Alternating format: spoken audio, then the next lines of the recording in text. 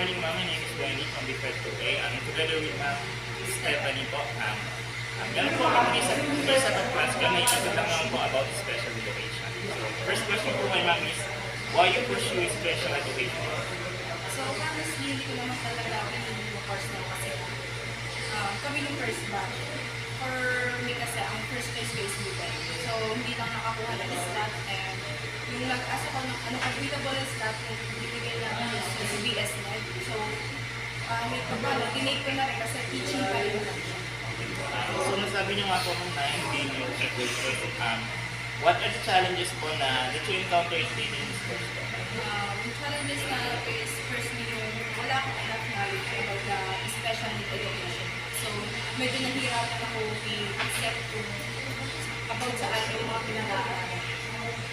Ma'am, ngayon na nasa field na po kayo ng special education, what are the strategies that you are going to implement to facilitate the student with special needs? So, yung mga strategies kasi na is nakadepende sa disability sa skills.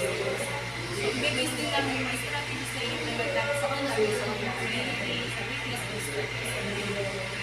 So, yun lang po yung mga 3 set of question po kayo ng Stephanie. Thank you.